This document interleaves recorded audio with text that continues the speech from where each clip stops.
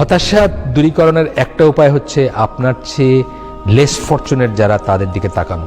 অলওয়েজই কিন্তু যে কোনো জিনিস নিয়ে হতাশা আসছে, এটা আপনার দুনিয়া হোক, দিনের ব্যাপারের জন্য হোক, দিনের কাজের জন্য হোক, বা অন্য কোনো আপনি রেজাল্ট পাচ্ছেন না, আপনি পাচ্ছেন না। ধরেন আমি কালকেই বলতেছিলাম যে, কালকে নয় শনিবারে যে আসছিলাম, যে মানুষজন কম হয় এখানে হালাকাগুলোতে বিকালে। একজন আমাকে কালাম ভাই বলতেছিলেন যে আসলে না কারণ দেখেন, আমার দেখেন মানুষ কম হওয়াটা আমার কাছে কোনো ফ্যাক্টর না, কিন্তু কাজে লাগতেছে কিনা আমার কথা বলাটা এটা ফ্যাক্টর।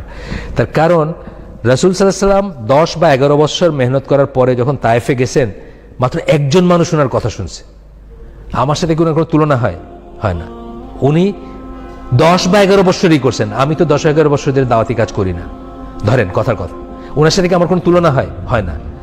তারপরে যদি উনি ফ্রাস্ট্রেটেড না হন যে একজন মানুষ ছিল যে ওনার কপালে চুমু খাইছে আর বলছে যে আপনাকে আমি করি, একটা কৃতদাস ছিল যে একটু খাবার এনে দিয়েছিল ওনাকে, বাকিরা কি করছে? তাকে ঢিল মারছে এবং তাকে রক্তাক্ত করছে। আমি যদি ওই দিকে তাকাই, তাহলে কি আমি কোনোদিন ফ্রাস্ট্রেটেড হবো যে আমার এখানে কজন বসছে বা কোনো দায়ী ফর এক্সাম্পল? কোনোদিন হবে না।